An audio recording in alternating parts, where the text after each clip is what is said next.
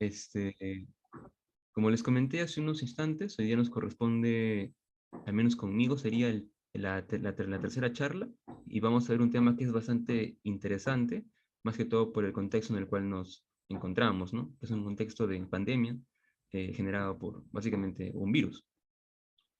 Así que para más o menos que recuerden un poco, para refrescarles la memoria un tanto, eh, la otra vez que tuvimos charla, les comenté, ¿no? Que su curso de micro y parásito está formado por micro y parásito, ¿no? Y que en su parte de micro tienen un total de 4 unidades. Uno, dos, tres y cuatro. ¿Sí? Las dos primeras tocan fundamentalmente bacterio, ¿sí? Bacterio. La tercera toca la parte de mico, que vimos justamente la charla pasada que tuvimos conmigo.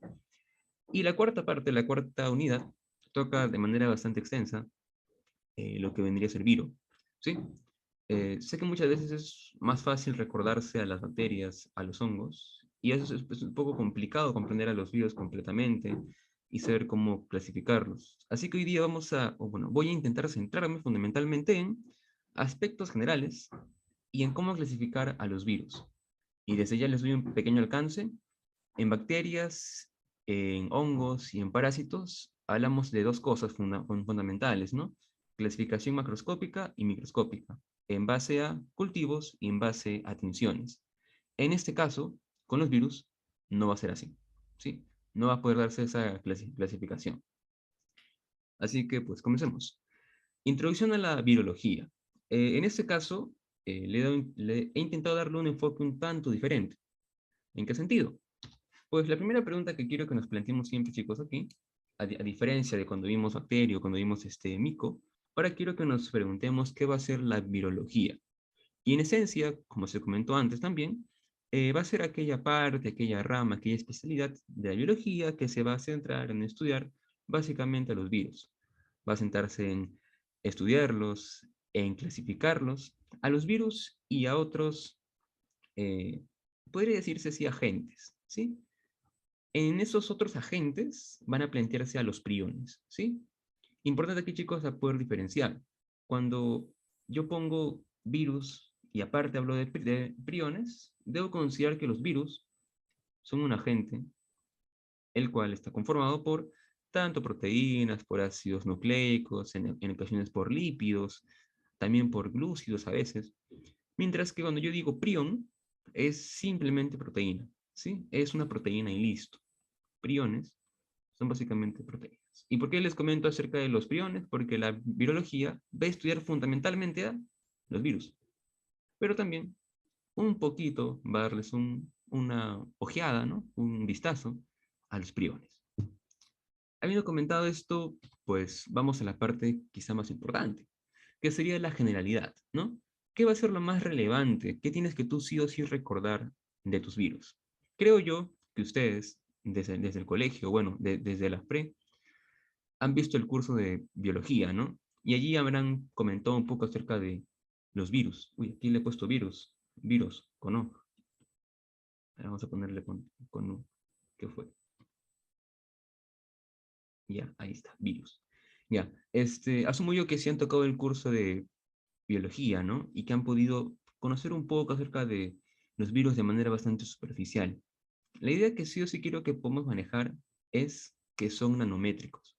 A diferencia de las bacterias, a diferencia de algunos parásitos y de algunos hongos, que pueden verse fácilmente con el microscopio de luz, en el caso de los virus no va a ser así. Son nanométricos. Y cuando decimos nano, nos referimos a un 10 a la menos 9.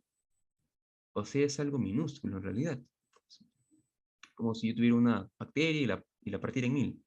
Y un pedacito de esta fueron virus, incluso mucho más pequeño. Son nanométricos. Recordamos, ¿no? El microscopio va a llegar hasta una escala de micras, ¿no? 10 a la menos 6. Segunda idea importante, son parásitos intracelulares obligados. ¿Y por qué va a ocurrir esto? Por la razón que se plantea aquí. Porque no cuentan con organelas. ¿Qué significa esto? Los virus podrán tener un ácido nucleico, podrán tener un conjunto de proteínas, sin embargo, no cuentan con una maquinaria celular la cual les permita tener un metabolismo propio. ¿Qué significa esto? pues que por sí solas no pueden existir. Bueno, sí pueden existir, pero digamos que no pueden sobrevivir por sí mismos. Requieren de una célula para poder emplear, ¿qué cosa? Su mecanismo celular y todo con lo que cuenta esta. Tercera idea que quiero que se comente siempre, unidad estructural básica, es el virión. Y ahí tomamos en cuenta, básicamente, lo que vendría a ser tu ácido nucleico y tu conjunto de proteínas, ¿sí? Que van a ser básicamente los capsómeros con tu cápside, allí está. Y por último, tiene solamente un tipo de ácido nucleico, aunque eso es algo que se comenta bastante, ¿no? Debido a aquellos virus los cuales pueden cambiar su tipo de ácido nucleico, de DNA a RNA, o de manera viceversa, ¿no? Una imagen la cual creo que es bastante conveniente aquí, es la que está aquí plasmada, y voy a acercar, para que podamos justamente observar, ¿no?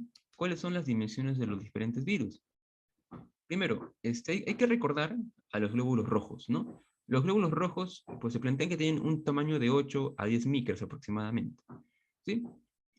Y aquí tenemos a una E. coli, ¿no? Supongo que ya lo han visto en uno de los tantos introductorios, que es una bacteria gram negativo, ¿no? Y aquí se da una comparación, ¿no? Entre un glóbulo rojo, entre una Escherichia coli, entre una E. coli, y entre los diferentes tipos de virus que hay, ¿no? Un rinovirus, adenovirus, los bacteriófagos, incluso aquí están los priones, ¿sí? Ahí está. Para que te des cuenta más o menos cuál vendría a ser esa comparación, ¿no? Que se podría plantear. Sigamos. Estructura. Cuando yo comento acerca de los virus, pues tengo que recordar un poco acerca de cómo van a estar formados estos, cuál va a ser su estructura, etc. Y en cuanto a las dimensiones, decíamos, ¿no? Son nanométricos, así que la escala va a ser realmente minúscula. 10 a la menos 9, ¿no? Este nano. Y van a ir desde los 20 nanómetros hasta los 300 nanómetros. Y aquí es importante hacer referencia o recalcar algo. ¿Qué cosa? Pues no es que todos los virus sean de 20 nanómetros o que todos sean de 100 o 50, etcétera, sino que eso va a depender bastante del virus que sea. Por ejemplo, en los 20 nanómetros se encuentran fundamentalmente los picornavirus. Los picornavirus. Aquí rapidito, ¿sí? Los picornavirus. Picornavirus. ¿Qué debo recordar aquí yo? Pues importante, para la parte de viro, vas a emplear bastante los prefijos, ¿sí? Y tienes que ir recordando más o menos a qué hacen referencia estos. Pico hace referencia a pequeño. Así que van a plantearse como los virus más pequeños, ¿sí? Los picornavirus. Dentro de estos tenemos a una gran cantidad de virus, ¿sí? Pero recuerda esto. 20 nanómetros los más pequeños, los picornavirus. Mientras que hasta 300 nanómetros tendremos otros tipos de virus, por ejemplo, a los raptovirus podría ser, o a los poxvirus también. En cuanto a los componentes, he puesto aquí una pequeña mnemotecnia que se le aplica para que puedas más o menos recordarte, ¿no? ¿Cuáles son los componentes de los virus? La A de ácido nucleico, ¿sí? Ahí recordamos, es solamente un tipo de ácido nucleico, ¿no? ARN, ADN, básicamente. La P de proteínas, ¿sí? Proteínas, las cuales van a ser, bueno, que van a encontrarse en tus capsómeros, ¿sí? En tus capsómeros. La Li de lípidos, lo cual va a depender de si es que tu virus tiene o no envoltura. Y luego la K de, pues, carbohidratos, de glúcidos en general. Glúcidos vamos a ponerlo, ¿sí? Glúcidos. Ahí para que más o menos recuerdes. Componentes de manera más particular que podrían plantearse. Aquí tenemos unos cuantos, ¿sí? La cápside, el ácido nucleico, el capsómero, la nucleocápside, el virión, la envoltura. A ver, primero comentemos acerca de la cápside, ¿sí? Cuando, digamos, comentamos rápidamente acerca de la cápside, tiene que surgir sí o sí la palabra proteínas, ¿sí? Proteínas. ¿Por qué?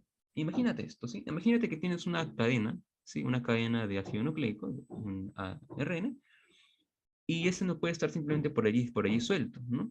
Así que, ¿qué se requiere? Algo que delimite, algo que lo proteja. Y en el caso de los virus, eso van a ser los capsómeros. La gran pregunta que podría plantearse es, ok, están formados de proteínas, pero ¿de qué manera? Muy simple. Lo ponemos de esta forma, ¿sí? Las proteínas van a comenzar a agruparse y van a formar subunidades proteicas, las SP. Estas van a unirse y van a formar los protómeros. Protómeros. Y los protómeros van a seguir uniendo, van a seguir interactuando y van a formar los capsómeros.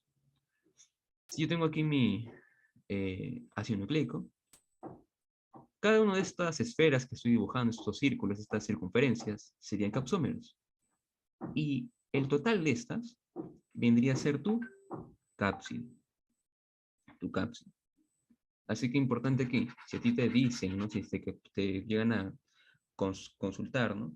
¿Cuál vendría a ser aquel componente proteico fundamental de tus virus? Tienes que plantear sí o sí tu cápside, ¿sí? Tu ácido nucleico no puede estar por allí flotando y ya. Requiere justamente algo que lo envuelva o esté alrededor de este protegiendo.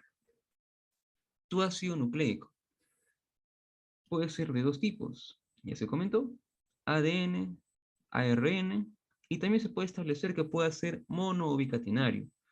Aquí a resaltarse, se plantea que es solamente de un único tipo, ¿no? Pero tenemos virus los cuales pueden hacer que este varíe, ¿sí? ARN, ADN, ADN, ARN, etc. Capsómero, pues lo planteamos como una subunidad de la cápside, y la nucleocápside hace referencia a tu cápside más tu ácido nucleico. Algunos textos plantean al virión y a la nucleocápside como prácticamente lo mismo. Sin embargo, cuando se hace referencia al virión, se plantea como aquel agente, el cual podría ser, bueno, el cual puede generar enfermedad, el cual infecta. Y en cuanto a la envoltura, es importante aquí a resaltar, ¿sí? Asumo yo que ustedes han llevado sus clases de bio y que recuerdan un poco acerca de cómo es que los virus entran a las diferentes células para poder básicamente depender de estas. Y es como si, es como en Ratatouille, ¿no? En donde está, ¿sí? Está que lo maneja, ¿sí? Y básicamente lo que tenemos que recordar aquí es que hay diferentes formas en las cuales los virus van a irse replicando. Van a tener diferentes ciclos, ¿no? Líticos, lisogénicos, etc. Y allí tenemos que también tener en cuenta y recordar un poco que hay mecanismos mediante los cuales yo tengo una célula, ¿sí? Ahí está la célula, y hay, digamos, aquí un virus, ¿sí? Y el virus lo que hace es, consigue salir de esta célula llevándose una parte de la membrana de esta célula, ¿sí? Una parte de la membrana. Y justamente esta parte de la membrana va a ser llamada la envoltura. Es importante aquí resaltar, ¿sí? Que los virus no tienen membrana celular. ¿Por qué? Porque cuando decimos membrana celular, hacemos referencia a una estructura la cual tiene un conjunto de funciones, ¿sí? El pase de diferentes sustancias, etc.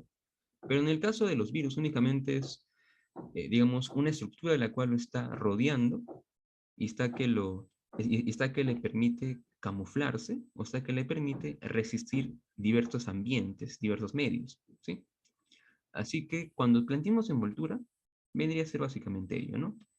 Vendría a ser una porción de membrana celular la cual ha adquirido un virus en base a un mecanismo. Y aquí también hay que resaltar que van a estar las partes lipídicas y también los glúcidos, ¿no? Fundamentalmente en nuestra envoltura. Recordamos, ¿no? Una capa lipídica con proteínas, etc. A ver, sigamos. También importante resaltarse vendría a ser la morfología, ¿sí? Y es que como les comenté inicialmente, aquí va a ser un tanto diferente en la clasificación de nuestros virus. ¿Por qué? Cuando yo tenía bacterias, yo podría agarrar, cultivarlas en un medio y obtener cierto color, obtener cierto cambio en mi medio de cultivo. Podría brindarles ciertas enzimas, ciertos sustratos para ver si es que conseguían descomponerlos, si había un cambio de color.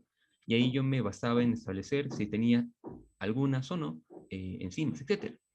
Había formas en las cuales yo podía diferenciar de manera macroscópica qué tipo de bacteria era. Y de igual manera, ¿no? De forma microscópica yo pudiera agarrar alguna tinción, algún Gram, algún Nielsen o un simple azul de metileno y poder observar cuál vendría a ser la forma de estas bacterias. En el caso de los virus no es así. ¿Por qué? Porque son muy pequeños, son extremadamente pequeños. Así que la forma en la que lo voy a yo clasificar a mis virus va a centrarse fundamentalmente en la parte estructural. ¿Sí? Así que vamos a comentar bastante acerca de cómo son la forma de los virus, qué estructura tiene, etc. En este caso tenemos pues 4 formas, ¿sí? Incluso se plantean que puede ser 5. Tenemos la forma helicoidal, vamos a ponerla por acá.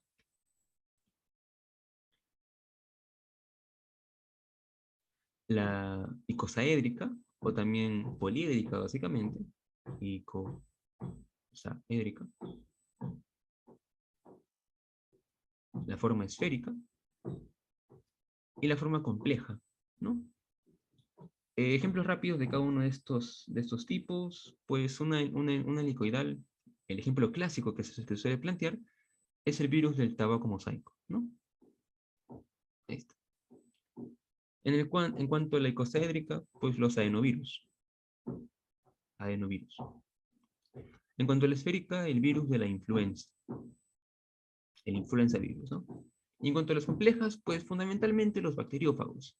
Bacteriófagos. Segundo punto a comentarse, las propiedades. Y esto sí va a ser bastante relevante en general. ¿Por qué? Como comentamos, algunos virus tienen la capacidad de, mediante su mecanismo, salir de las diferentes células y llevarse un pedazo de su membrana, ¿sí? La cual va a adquirir el nombre de envoltura. Así que desde esa perspectiva tendríamos 2 tipos de virus, ¿sí? Unos que tienen envoltura y otros que están desnudos, ¿sí? Otros que están desnudos. Y aquí planteamos una idea bien, bien interesante, y es que dependiendo de si es que cuentan o no con la envoltura, van a ser susceptibles o van a ser, digamos, lábiles o van a ser estables en uno u otro medio. Así que aquí planteamos inicialmente, ¿qué cosa? Pues los componentes, ¿sí? Los componentes. ¿Qué ponemos? Componentes. En los que tienen envoltura, pues tendrían el famoso aplica, ¿no? Ácido nucleico, proteínas, lípidos y carbohidratos, básicamente con las glucoproteínas. Mientras que el que está desnudo sería fundamentalmente ácido nucleico y proteínas, es decir, su ARN, su ADN y su cápside, ¿no? Que es su conjunto de capsómeros. Segundo punto a resaltarse, que vendría a ser cuáles son sus propiedades en relación a la envoltura o en caso que se encuentre desnudo. Y aunque suene un poco incongruente, que un virus tenga envoltura eh, lo hace menos estable al medio ambiente. Lo hace lábil a situaciones, a medios, por ejemplo, de pH muy alto, de pH muy bajo, a medios que sean muy secos, que sean muy húmedos, a temperaturas demasiado altas, etc. Los hace lábiles la envoltura. Y de manera opuesta, que se encuentre desnudo eh, el virus, hace que sean más estables a pHs bajos, a pHs altos, a pHs neutros, por así decirlo, a ambientes secos, a una temperatura alta, baja, hace que sean mucho más estables. Aquí hay que recordar, ¿no? Que cuando yo planteo un virus que tiene envoltura, pues decimos, ¿no? Que han sido liberados fundamentalmente por gemación, ¿no? Se han ido llevando, bueno, se han llevado un pedazo de la membrana celular de nuestras células. Y aquí les puse 2 pequeñas imágenes, más o menos para que las puedan observar y hagamos una correlación con esto. ¿Por qué cuando les puse envoltura, les planteé básicamente aquí un aparato respiratorio? Por lo siguiente, sucede que si es que un virus con envoltura es lábil al medio ambiente, ambientes ácidos, ambientes con mucho calor, etcétera, van a requerir, digamos, mecanismos para poder transmitirse de un cuerpo a otro, ¿no? Para poder infectar a personas, básicamente. Así que podríamos decir inicialmente, ¿qué cosa? Recordamos, digamos, una simple gripe, ¿no? Podríamos recordar una gripe. ¿Cómo es que alguien se contagia de gripe usualmente? Alguien estornuda, alguien estornuda, y en las gotas, ¿qué pasa? En las gotas van a viajar una cantidad enorme de virus, ¿no? Los cuales van a golpearte y van a comenzar a introducirte. Esa vendría a ser la primera idea importante, ¿sí? La forma de diseminación de estos virus con envoltura. ¿Cómo van a diseminarse? Por microgotas, por gotas fundamentalmente, ¿sí? Gotas, secreciones, también por transfusiones de sangre. Segundo, como se transmiten de esa manera, y también, bueno, van a infectar fundamentalmente a aparato respiratorio, ¿sí? Recordamos esto, son lábiles a pHs muy altos o a pHs muy bajos, lo que significa que no van a tener facilidad para infectar, ¿qué cosa? El tracto gastrointestinal, ¿sí? Eso va a ser un poco tedioso para estos. De manera contraria, tenemos a los virus desnudos, ¿sí?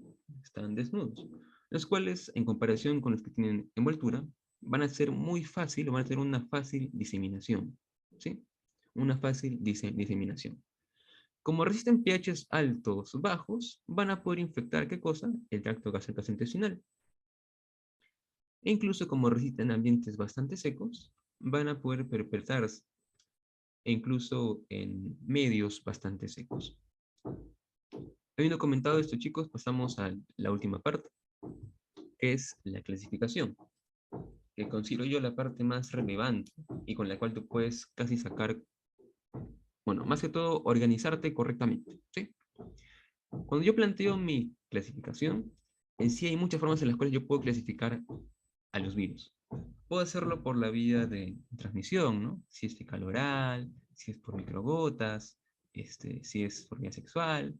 También lo puedo hacer en base al tropismo celular, si es que son neurotrópicos, enterotrópicos. Incluso en relación a esto, tenemos que recordar que hay ciertos virus, ciertas familias, las cuales son relevantes. Por ejemplo, los adenovirus. Los adenovirus. ¿Por qué se llaman así? Por adeno. Hace referencia a las adenoides. Y es porque allí fue la primera vez que eh, pudieron encontrarlos, ¿no? En las adenoides. Pero si es que yo quiero clasificar de forma más exacta, de forma más efectiva, a mis virus, lo tendría que hacer en relación a un componente estructural, ¿sí? En el componente estructural tendríamos como primer punto el tipo de ácido nucleico que posee.